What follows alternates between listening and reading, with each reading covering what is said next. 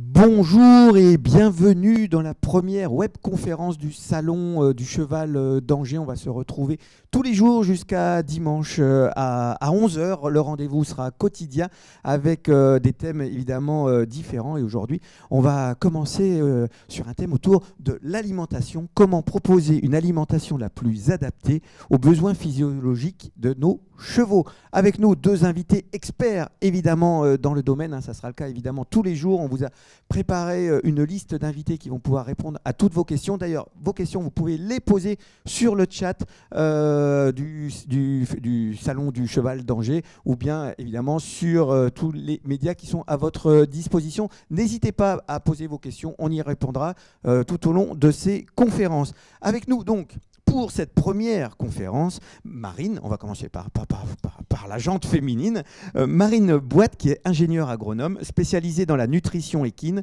avec 5 années d'expérience déjà autour de cette alimentation de l'animal, notamment celle des chevaux, celle qui nous intéresse aujourd'hui. Et puis, nous avons Éric Touzin, qui est chef de marché chez Royal Horse, expert de la nutrition équine depuis 30 ans et qui préside aux destinées de la marque Royal Horse, au sein de laquelle vous travaillez depuis pas mal d'années, Éric, hein, c'est ça ? Ça va faire une vingtaine d'années, oui. Voilà, donc évidemment, vous l'avez compris, on a vraiment deux experts en la matière. Petite question pour commencer, Éric. Pourquoi alimente-t-on le cheval ? C'est une question de base parce que le cheval, il vit souvent dans les prés, etc. N'est-il pas capable de s'alimenter tout seul ? Voilà. Pourquoi, en gros, cette conférence ? Écoutez, Dites-nous Pascal, tout. oui, effectivement, à l'état naturel, le cheval était capable de se nourrir tout seul, c'est vrai, il y a bien des années, mais à cette époque-là, effectivement, il était en liberté complète et il pouvait effectivement trouver sa nourriture tout au long de la journée, parce qu'il faut savoir qu'un cheval, dans une journée, peut manger et se mouvoir pendant 16 heures par jour. Donc effectivement, à l'état sauvage, il est tout à fait capable de se nourrir tout seul. Ce qui n'est plus le cas depuis qu'on l'a domestiqué, on va dire, et qu'effectivement, il doit vivre dans un endroit clos, pour le moins, et avec des limites, et aussi effectivement, automatiquement des limites en termes de nourriture, bien évidemment. Donc on doit pallier à ce manque d'herbe par, comme on le sait, le foin, les aliments, pour répondre à tous ses besoins, aussi bien physiologiques que comment dirais-je, que par rapport à son travail et à ses besoins d'entretien. Mais ça, on va y revenir dans la suite, je crois, de notre entretien. Et notamment, Marine va nous expliquer tout ça en détail. Et effectivement, juste une question, ça fait, j'imagine, longtemps qu'on se pose cette problématique. Ça fait cette recherche de l'alimentation du cheval, ça fait Royal Horse par exemple, c'est une marque qui existe depuis longtemps. C'est des choses qui évoluent au fil du temps.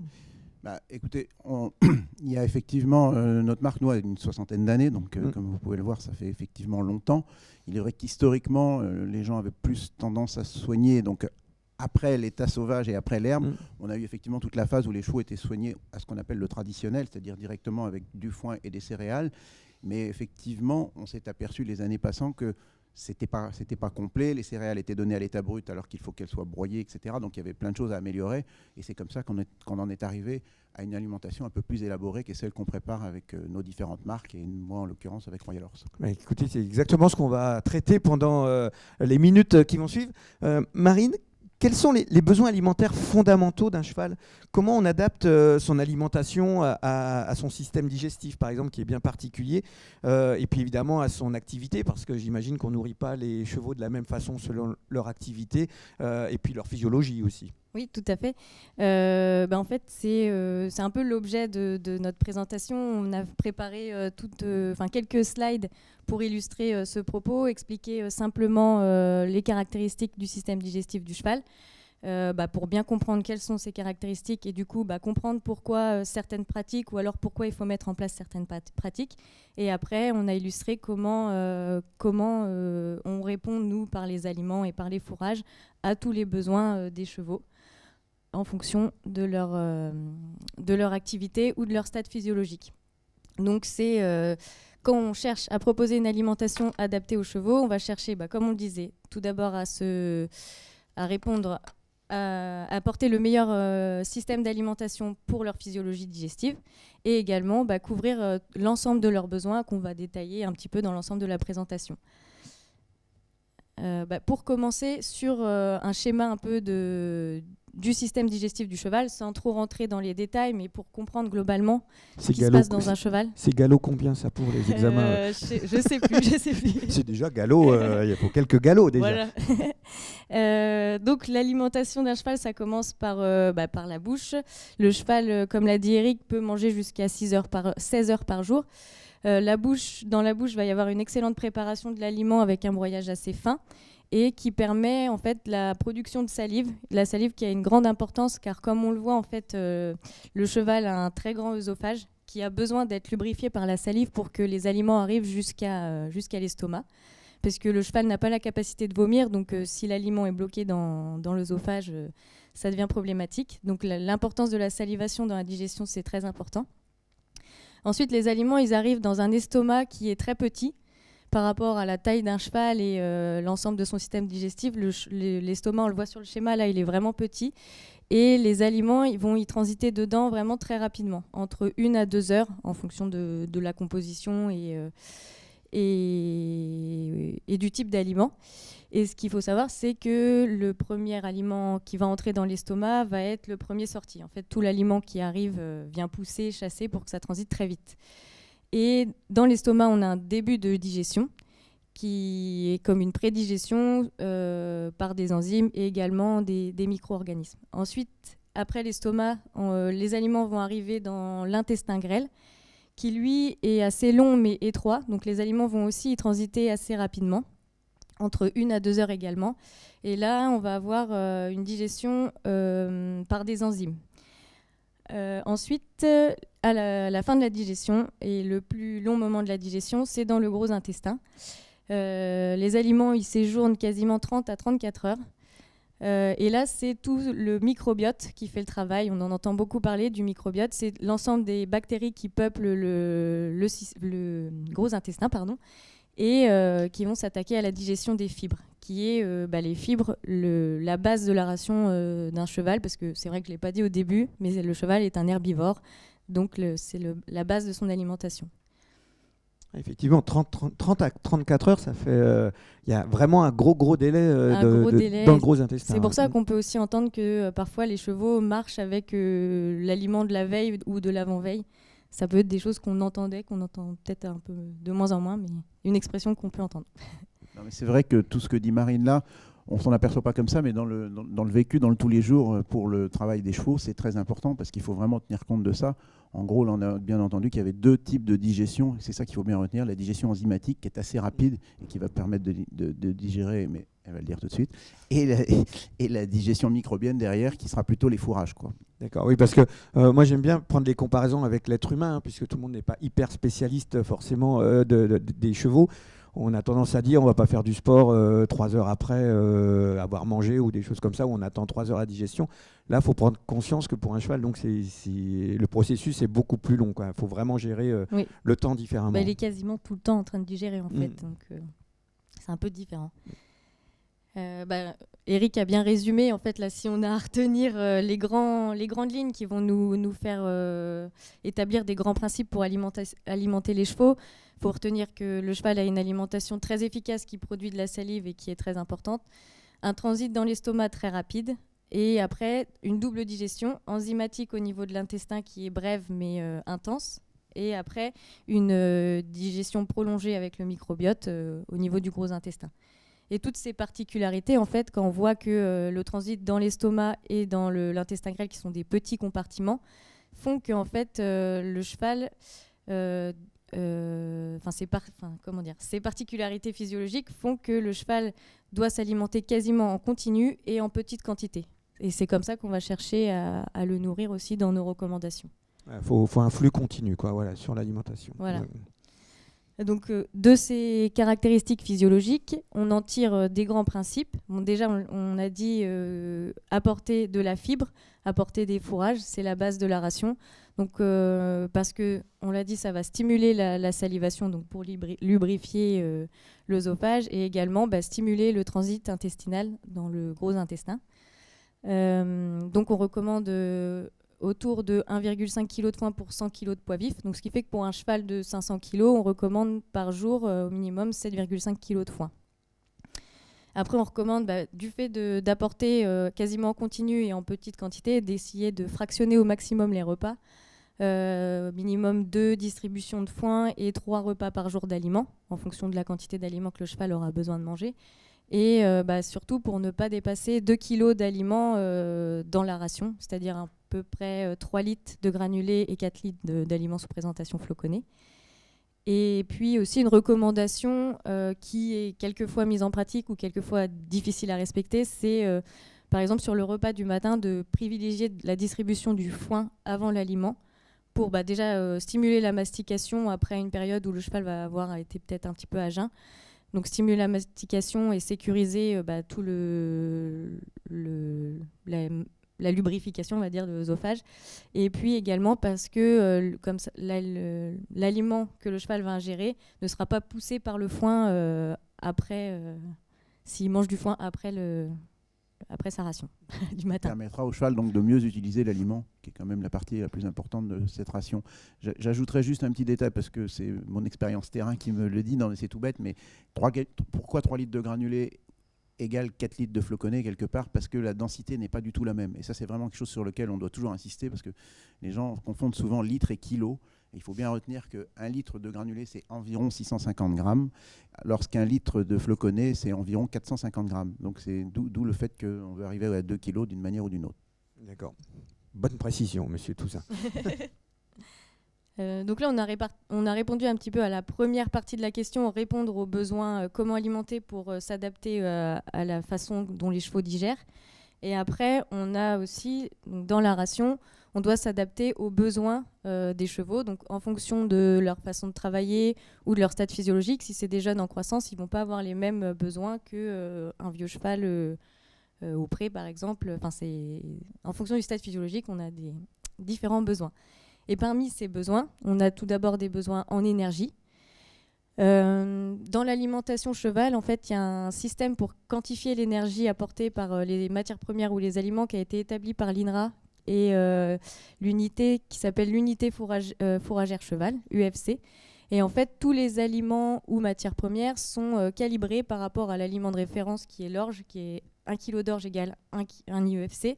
Et après, on va venir savoir combien d'énergie apporte l'aliment ou le fourrage par rapport à ce standard.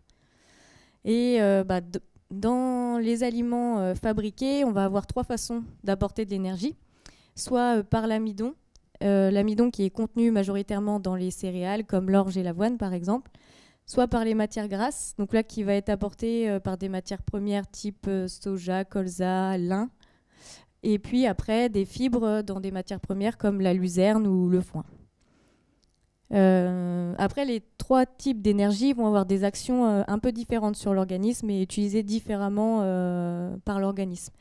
Les matières grasses sont qualifiées souvent comme l'énergie, le carburant des efforts longs. C'est une énergie qui est très bien assimilée par le cheval et très efficace. Les fibres et le cheval en tire profit en termes d'énergie, mais c'est une énergie beaucoup plus diluée que l'amidon, par exemple. L'amidon, c'est une énergie concentrée, et qui est le carburant, en ce qui concerne l'amidon, des efforts longs et des efforts courts et intenses. Pardon. Là, je me permets une petite comparaison à nouveau avec l'être humain sur le marathon. En gros, c'est manger des pâtes, c'est l'amidon qui va amener, c'est les sucres lents, les sucres rapides, etc. Il y a un petit peu le même esprit avec ces différents types d'aliments. C'est ça, tout à fait. Complètement. Je rajouterais juste une petite précision par rapport à ça, parce que j'entends aussi souvent ça sur le terrain. Pour autant, les matières grasses au niveau des chevaux ne font pas grossir. Enfin, bien évidemment que si c'est un cheval qui ne travaille pas, l'énergie va le faire grossir, quelle qu'elle soit. Mais il n'y a pas une particularité, comme on le dit pour l'humaine, quand on mange trop de matières grasses et qu'on a vraiment des problèmes de poids, quoi. C'est injuste. Après, il y a un point d'attention quand même à faire sur l'amidon. Parce que le cheval, on l'a vu, il digère très bien la matière grasse, les fibres. L'amidon, il est tout à fait en capacité aussi de le digérer, puisqu'il possède l'enzyme qui s'appelle l'amylase, mais en petite quantité. C'est-à-dire qu'il va être capable de digérer l'amidon, mais en quantité modérée, et après différents types d'amidon. Donc pour le type d'amidon, c'est le métier des fabricants d'aliments de sélectionner celui qui sera le plus adéquat. Et après, la quantité, c'est quand même un élément à surveiller par jour quand on établit la ration. les aliments sont déjà formulés pour que la quantité soit adéquate, mais il est important de le surveiller. Et pour ça, on a des recommandations par jour et par repas, et notamment ne pas dépasser 500 à 600 grammes par jour. Et parce que l'apport... Pardon ? Par repas, pardon. Et parce que un apport trop conséquent d'amidon par rapport à ce que le cheval sera capable de digérer va pouvoir engendrer des troubles digestifs type ulcère ou colique. D'où l'intérêt de fractionner les rations. Oui, en plus du coup, fractionner les rations permettra de limiter au maximum l'apport par repas.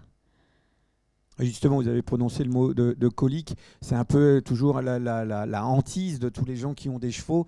Et ça passe aussi par, justement, l'alimentation est une donnée essentielle dans la prévention contre les coliques. Oui, tout à fait. Si on respecte les grands principes qu'on a énoncés avant, avec une alimentation à base de fourrage avec la quantité minimum recommandée, et puis les bonnes pratiques de distribution, normalement, on prévient tout ce risque. On diminue le risque. On ne peut jamais dire risque zéro. Ça n'existe pas le risque zéro, évidemment, mais on le limite. Voilà. Alors, si les gens nous regardent, qu'ils prennent des notes et qu'ils puissent, qu'ils adaptent tout ça parce qu'il y a un peu des cheval. chiffres, mais bon, après... Après, pour rester quand même simple, on continue sur tous les besoins des chevaux. Donc, ils vont avoir des besoins, on a parlé des besoins en énergie et des besoins en protéines. Pour expliquer rapidement, les protéines, ça joue un rôle structural dans le corps, notamment, c'est des composants des muscles et de nombreux autres composants dans le corps. Et pour expliquer rapidement, c'est des chaînes d'acides aminés. Donc on peut assimiler les acides aminés à des petites perles qui viennent former des colliers pour former la protéine. Et là aussi, l'INRA a aussi établi un système pour quantifier les apports et les besoins en protéines des chevaux, qui s'appelle la matière azotée digestible cheval, MADC, qui va permettre de quantifier d'une manière qualitative les protéines apportées. Parce que ce qu'il faut retenir sur les apports en protéines, c'est surtout, ce qui est le plus important, c'est la qualité et pas la quantité. Parce qu'en fait, on va se retrouver avec le cheval à 2 acides aminés, donc 2 perles qui vont être rapidement limitants. Et dès qu'on manque de ces 2 acides aminés, la lysine et la méthionine, il ne peut plus constituer les colliers. Donc on aura beau apporter toutes les autres perles, ça ne servira à rien, quoi. Et enfin, pour terminer sur les besoins, on ne va pas forcément détailler, mais on a les besoins en énergie, en protéines et en minéraux, vitamines et oligo-éléments. Donc on les a répertoriés là rapidement. Et ce qu'on va regarder en alimentation, c'est surtout les rapports qu'on a mis en bas, mais bon, je ne vais pas rentrer dans les détails forcément dans la présentation là aujourd'hui. Voilà, il y a de quoi faire. Là, il y a de quoi faire. C'est ça. Du coup, là, c'est sur vous montrer en fait comment, au travers de la fabrication des aliments, on peut répondre à tous ces besoins. Et en fait, le travail d'un fabricant d'aliments, ça va être de mélanger tous les ingrédients qui vont être source d'énergie, de protéines et de vitamines, oligo-éléments dans les justes proportions, pour pouvoir établir des aliments adaptés à chaque besoin de chaque cheval en fonction de sa situation. Et là, c'est un exemple d'une formule qui montre la diversité de matières premières utilisées pour apporter l'énergie, les protéines, etc. Et pour bien montrer que si, par exemple, on mettait que des céréales, l'orge et l'avoine, on apporterait quasiment uniquement de l'énergie, mais on aurait un déficit en matières premières si on n'avait pas un mélange bien équilibré et homogène dans l'aliment, quoi. C'est un peu comme pour l'homme. Encore une fois, c'est un équilibre entre beaucoup d'éléments. Il n'y a pas, c'est l'équilibre qui va être le garant de la bonne alimentation. C'est ça. Donc voilà, pour conclure un peu sur la question qu'on s'est posée au début, de dire comment proposer l'alimentation la plus adaptée à nos chevaux. On a vu qu'il fallait répondre à la partie physiologie digestive en début avec les grandes lignes de recommandation. Et puis après, c'est équilibrer le triptyque fourrage, aliments adaptés et eau. On n'en a pas parlé du besoin en eau, mais c'est un besoin vital. Il faut toujours avoir en tête qu'un cheval doit avoir de l'eau propre à volonté à sa disposition. Et après, on va venir choisir l'aliment et après les quantités d'aliments et de fourrage en fonction du cheval, du type d'effort et de son stade physiologique. Voilà. Écoutez, merci Marine. Voilà, on sait presque tout. Oui, voilà. Je vous en prie Marine. Non. Après, c'est juste, on a quelques illustrations, si vous voulez, parce qu'on a beaucoup parlé qu'il faut adapter en fonction du type d'effort et du stade physiologique. On a quelques illustrations de comment évoluent ces besoins en fonction du type d'effort ou de la physiologie. Si vous voulez qu'on continue. Allez, on continue. J'ai l'impression de faire un peu un monologue, mais... Mais non, mais c'est intéressant parce que ça met en évidence certains points qu'on peut connaître de façon un peu empirique, mais là on a des chiffres, on a des choses précises, donc ça sera forcément utile à tous les gens qui nous écoutent. Et je rappelle qu'ils peuvent nous poser leurs questions. Il y en a une qui va bientôt arriver, Charles. Je vais bientôt poser votre question. Marine, je vous laisse continuer. J'ai pris quelques exemples qui peuvent être assez parlants sur l'importance du stade physiologique. J'aime bien celui-ci parce qu'il est vraiment très parlant sur une jument en fin de gestation et début de lactation. Donc, juste pour rappel, la gestation d'une jument, c'est 11 mois.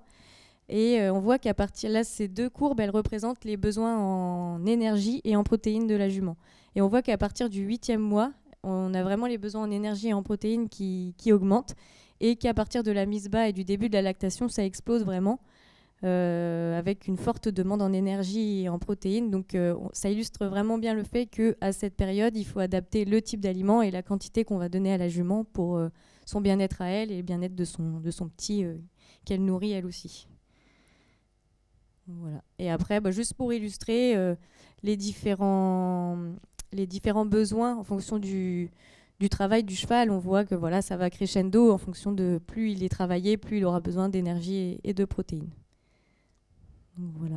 Écoutez, parfait. Je vous rappelle que si vous arrivez en cours de route sur cette première conférence du Salon du Cheval d'Angers, vous pourrez bien évidemment revoir tout le début en replay et surtout n'hésitez pas à nous poser vos questions. Merci beaucoup, Marine. Donc Marine a conclu cette petite présentation, cette belle présentation, par effectivement la petite application Royal Horse, parce que bien évidemment elle n'a pas pu tout dire ce matin. Et à savoir qu'après, en fonction, comme elle l'a dit, du stade physiologique, de l'âge du cheval, du travail du cheval, enfin de tous ces éléments-là, on va déterminer, donc toujours en respectant notre triptyque eau, foin, aliment, on va déterminer le type d'aliment qui convient au cheval et les rations, et les quantités qu'on devra en donner. Et tout ça est facilité par cette application que nous sommes permis de mettre sur le visuel. Et vous avez bien fait, voilà, c'est la technologie, c'est le monde moderne maintenant, les applications. Justement, Eric, est-ce que vous avez noté au cours des dernières années un intérêt de plus en plus fort des cavaliers justement pour savoir quoi donner à leur cheval, sur les problématiques justement d'alimentation de leurs chevaux? Il y a une évolution, peut-être avec les réseaux sociaux, les gens qui discutent entre eux, je ne sais pas. Enfin, vous avez noté quelque chose comme ça? Oui, bien sûr. Et c'est rassurant, puisque ça fait 60 ans qu'on travaille dessus, donc c'est bien que les gens s'y intéressent. À savoir qu'effectivement, mais particulièrement dans la dizaine de dernières années, j'ai envie de dire, les cavaliers sont de plus en plus effectivement à la recherche de la performance, c'est normal.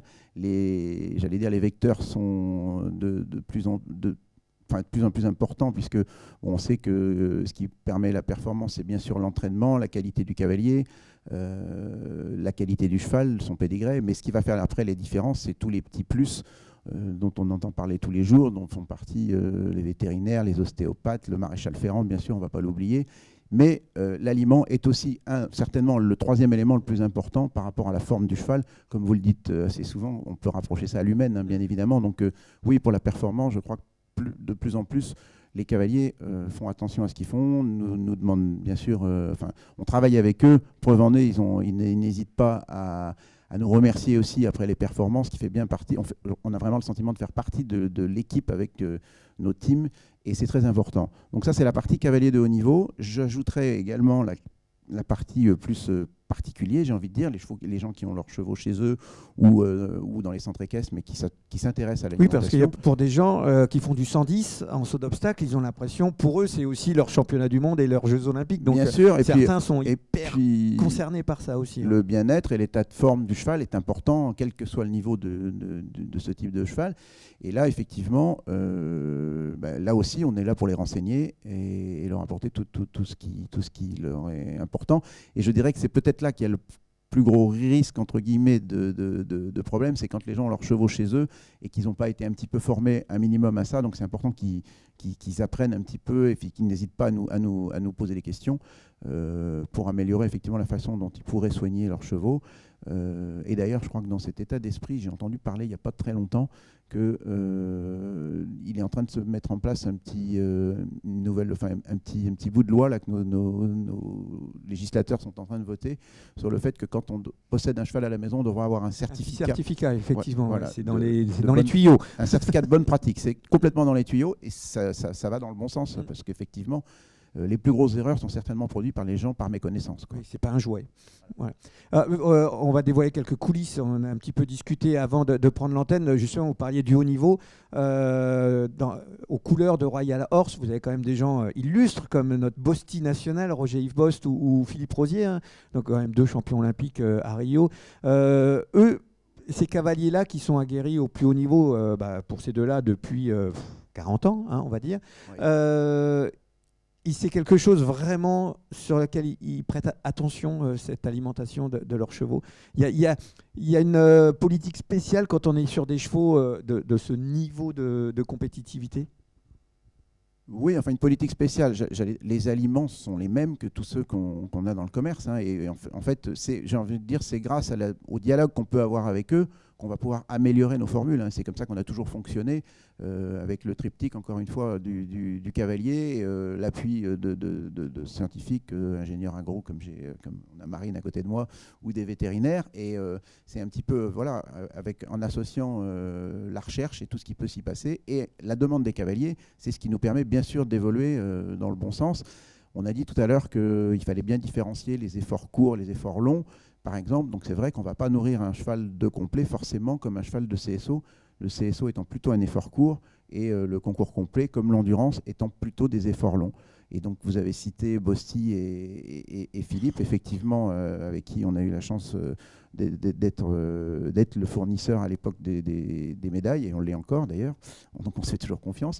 Et puis là, au dernier JO, on a eu aussi, sur les 3 de l'équipe, 2 étaient des cavaliers du Team Royal Horse, qui sont en photo là sur notre petite présentation, Nicolas Touzin et Karim Lagouag. Voilà, il y a du champion olympique là, il y a de la médaille voilà, sous ces couleurs.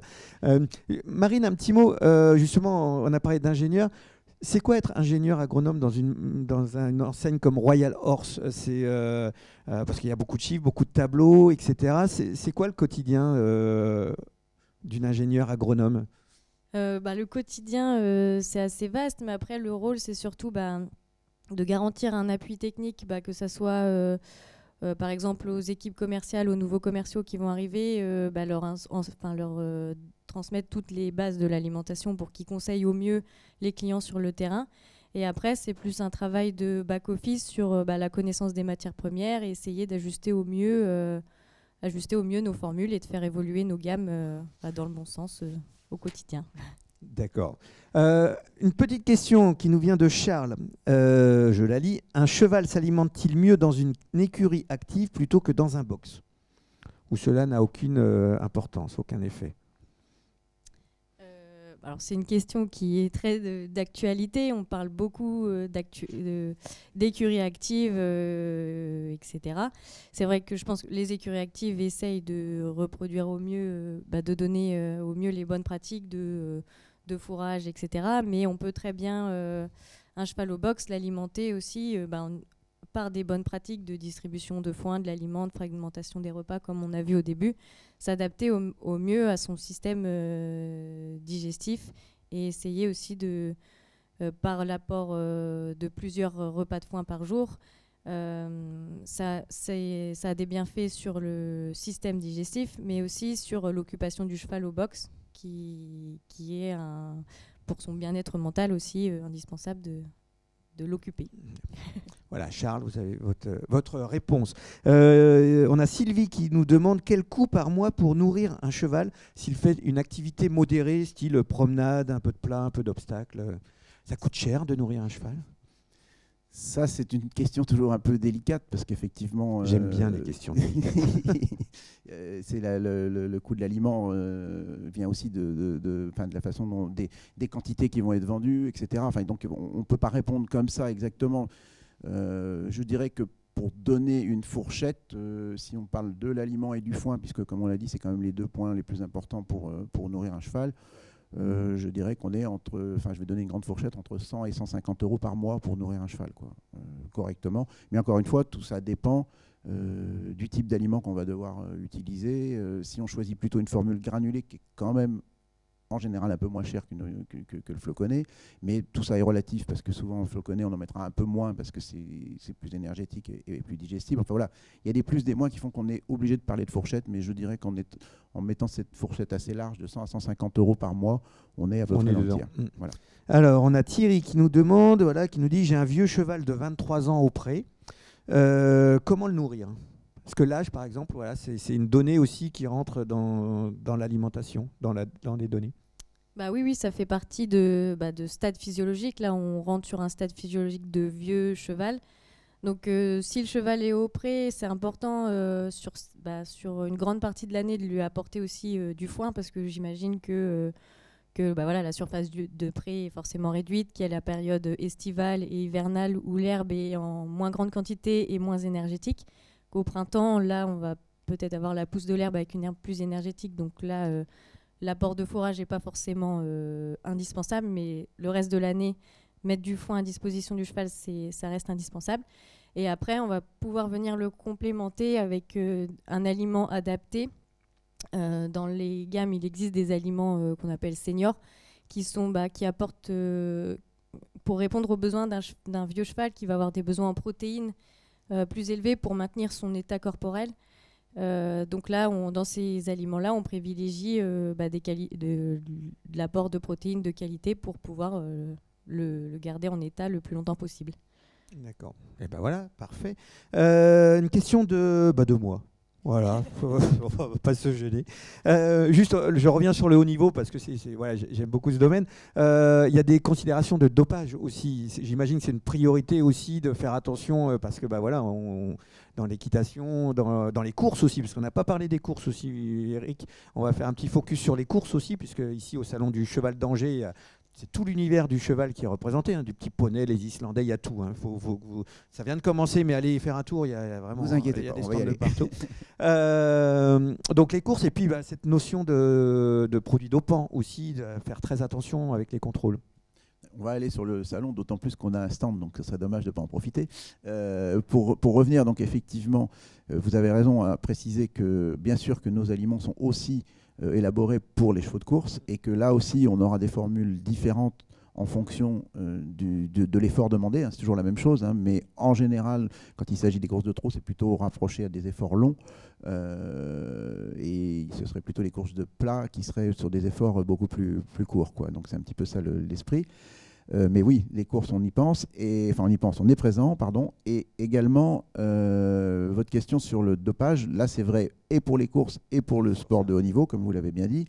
Évidemment que c'est quelque chose qu'on prend plus qu'au sérieux, puisque en fait, par rapport à tout ça, il y a eu, vous avez dû en entendre parler, malheureusement, des cas où des chevaux ont été positifs par rapport à des ingrédients qui étaient dans l'aliment, à des molécules donc interdites. Il y a une dizaine de molécules qui sont interdites, qui peuvent arriver, ne serait-ce que par des adventices. Par exemple, je sais que le datura peut provoquer ce type de problème dans la nature. Donc, on doit être donc beaucoup plus vigilant, même, j'allais dire, que le traditionnel et que l'herbe pour faire attention à ce que nos aliments soient exempts de toutes ces substances. Et c'est quelque chose donc, sur lequel on travaille en faisant des analyses régulières avec en amont ce qu'on appelle un plan de contrôle en amont par rapport à nos matières premières.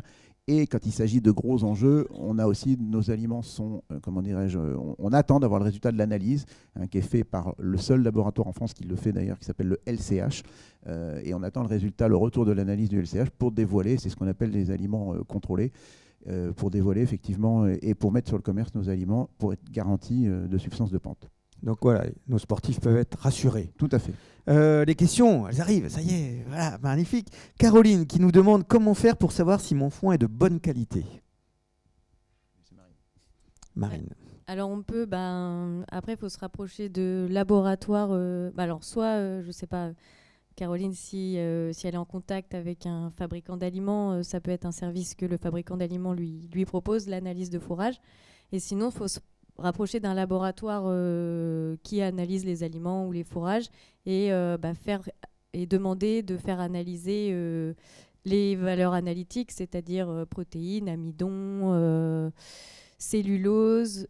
Et après, de là, et demander aussi d'avoir des indicateurs cheval, ça dépend des laboratoires, mais demander l'UFC et la MADC qui lui permettront de savoir la valeur de son fourrage. Mais c'est une très bonne question, je n'ai pas entendu de l'internaute. Caroline. Donc je remercie Caroline d'avoir posé cette question parce que effectivement, dans les écuries, on entend de temps en temps, pas souvent heureusement parce qu'on a des bons aliments quand même, mais on entend de temps en temps mes chevaux ont maigri, ils sont moins bien, etc. Et il ne faut pas oublier, j'insiste assez sur le fait que c'est important d'avoir, on insiste, le triptyque, mais dans le triptyque, effectivement, il y a également le fourrage.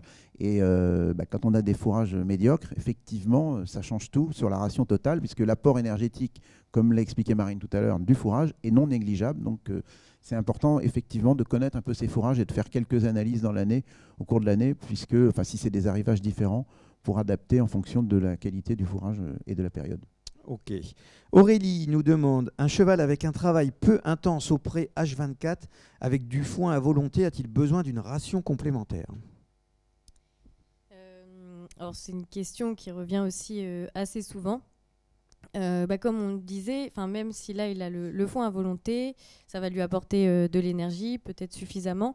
Après, il va avoir des besoins en oligo, vitamines et minéraux qu'il ne va pas forcément retrouver dans sa pâture. Parce que comme on disait, à l'état naturel, il parcourait plusieurs kilomètres dans la journée pour aller chercher tout ce dont il avait besoin. Là, même s'il est en pâture, en liberté, il a quand même un espace restreint où il ne va pas forcément trouver ces éléments-là. Donc, c'est soit apporter un aliment peu énergétique, mais qui va apporter cette partie vitamines, oligo-minéraux, ou alors ce qu'on appelle des CMV, qui sont juste des compléments minéraux vitamines. Merci. Marine. Lydie nous demande comment compléter un cheval ayant des ulcères gastriques. Je réponds aussi. Donc sur la partie ulcère, c'est vrai que c'est aussi un sujet qu'on entend beaucoup. Il faut savoir qu'il existe 2 types d'ulcères en fonction de là où ils vont se situer dans l'estomac, dont un des 2 types a un lien avéré avec l'alimentation. Le deuxième, à ce jour, pas encore, et on ne connaît pas encore la cause exacte de ces types d'ulcères. Mais après, ça, c'est le vétérinaire au moment du diagnostic qui fera sûrement... le diagnostic est établi par gastroscopie, et là, il dira si c'est un ulcère lié à l'alimentation ou le deuxième type. Et lorsque c'est lié avec l'alimentation, le levier d'action, c'est déjà vérifier que toutes les bonnes pratiques qu'on a énoncées au début sur l'apport de fourrage, le fractionnement des repas, toutes les bonnes pratiques dont on a parlé là dans la présentation sont bien mises en place. Et ensuite, c'est limiter au maximum les apports d'amidon. Donc on a déjà, donné des règles pour limiter l'amidon, mais sur des chevaux qui sont sensibles à l'amidon, on va chercher à le limiter encore plus. Donc soit par des aliments qui existent bas en amidon, et si c'est un cheval en plus qui a une activité assez intense, donc qui a besoin d'énergie, on va venir diversifier les sources d'énergie et donner plutôt une alimentation bas en amidon et riche en matières grasses pour pouvoir couvrir tous ses besoins d'énergie. Et ben voilà, une réponse. J'ajouterais juste qu'on a un produit spécifique pour les chevaux qui ont des problèmes d'ulcère, avec dedans un petit, un mélange de plantes qui permettent aussi effectivement d'éviter l'acidité dans l'estomac et donc d'améliorer, j'allais dire, la tolérance de l'aliment pour un cheval sensible aux ulcères. On a parlé de vétérinaire, il a un rôle essentiel aussi pour surveiller, pour adapter tout ça, j'imagine. Bien évidemment, on a besoin aussi du soutien et d'un dialogue avec les vétos dans différentes circonstances quand effectivement il y a ce type de problème. Mais ils sont les premiers à recommander le type d'aliment dont je viens de vous parler pour des chevaux à problème. Ok, eh ben, génial. On a fait un peu le tour des questions qui nous sont parvenues avec nos internautes. Mais si on a une question plus tard, à qui s'adresse-t-on, Eric, pour avoir des réponses à cette problématique? Ça, c'est une bonne question aussi, Ah, j'ai effectivement. que des bonnes questions. Je suis content. À qui s'adresse-t-on? Déjà, on a des conseillers sur tout le territoire national qui se rapprochent à notre marque, hein, et donc il n'y a aucun problème pour les contacter. Bon, c'est peut-être pas toujours facile pour les particuliers, mais à savoir aussi qu'on a un site internet, bien évidemment, site internet Royal Horse, et dessus, d'une part, on a un grand nombre de conseils qui peuvent effectivement déjà aider nos utilisateurs. D'autre part, il ne faut jamais oublier de lire les étiquettes pour savoir ce qu'on donne dans nos aliments. Et sur nos sacs également, en plus de l'étiquette, il y a toujours des modes d'emploi, des explications. Donc tout ça, c'est quand même des plus. Je parle du particulier qui est dans son coin et qui a besoin de savoir des choses. Et puis enfin, sur ce fameux site internet, on a aussi bien sûr des fiches contacts qui peuvent être remplies et qui nous arrivent directement et qu'on traite en fonction des questions pour les uns ou pour les autres. Ben voilà, il y a toutes les réponses. Alors une nouvelle question. Benjamin nous demande, en fonction des races, les besoins alimentaires évoluent-ils? Oui, après là, on va pas détailler, mais ça, dans le sens où j'ai pas insisté dans la présentation, mais le poids rentre fortement dans les besoins, donc la race joue sur le poids, donc indirectement va aussi jouer sur les besoins. Après, il y a d'autres facteurs, des chevaux un peu plus dans le sang qui dépensent, qui par nature leurs besoins d'entretien font qu'ils dépensent plus d'énergie, donc ça peut aussi jouer dans la variation des besoins.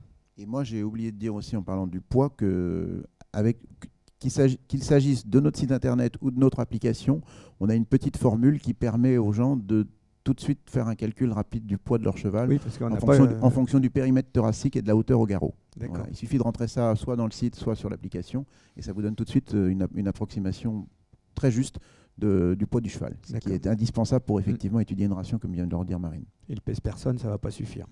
Donc, Ça va pas suffire. un petit mot, merci Marine et merci Eric. Un petit mot pour conclure cette première conférence au Salon du Cheval d'Angers. S'il y avait une chose à retenir, une chose que les gens doivent se mettre dans la tête au sujet de cette alimentation adaptée aux besoins des chevaux. On ne va pas se battre pour la conclusion, je laisserai le dernier mot à Marine, mais je dirais que, je crois qu'on a assez insisté là-dessus, mais c'est vraiment important, c'est que l'alimentation du cheval, c'est le triptyque eau, aliments et fourrage, merci. Et c'est vraiment ça qu'il faut que les gens retiennent absolument. Et puis sinon, je vais laisser Marine complémenter. Non, mais oui, sur la partie alimentation, je pense qu'on a essayé d'expliquer au maximum comment un cheval digère, comment le nourrir au mieux. Et puis bien avoir en tête que c'est un des leviers dans le bien-être du cheval et dans le levier après également dans la performance et un des éléments chez un cheval qui est fondamental et très important. Eh ben merci beaucoup Marine Boite et Eric Touzin d'avoir été avec nous pour cette première web. Ça s'est bien passé? Oui, ça va. On ne devrait pas être traumatisé. Nous voilà rassurés. Les prochains intervenants des prochaines conférences, ils nous regardent, vous pouvez être rassurés. Tout se passe très bien. Le rendez-vous, c'est tous les jours à 11h pour la web conférence. Et puis un autre rendez-vous, on se retrouvera également sur le site internet du Salon du Cheval d'Angers et sur Clip My Horse également pour le journal du Salon. C'est tous les soirs à 18h. Nous serons en direct avec Carole David et on vous fera visiter un petit peu le salon pour ceux qui n'ont pas la chance de venir. Mais pour ceux qui ont la chance de venir, pas d'excuses parce qu'il y a vraiment de belles choses à voir, notamment le stand de Royal Horse. S'ils ont des questions, vous pouvez évidemment venir compléter auprès de Eric et de Marine sur ces problématiques. Et puis évidemment, il y a plein de démonstrations, il y a plein de concours. Et puis il y a les étoiles équestres, figurez-vous, Eric, demain soir, vendredi soir et samedi soir, qui est un peu une sorte on va avoir tous les talents, tous les jeunes talents amateurs du spectacle équestre. C'est vraiment un spectacle à ne pas manquer. Donc allez sur le site internet, vous aurez toutes les informations, je vous promets, ça vaut le coup. Merci une fois encore Marine et Eric. Et puis rendez-vous pour nous à 18h pour le journal du Salon du Cheval d'Angers. À tout à l'heure.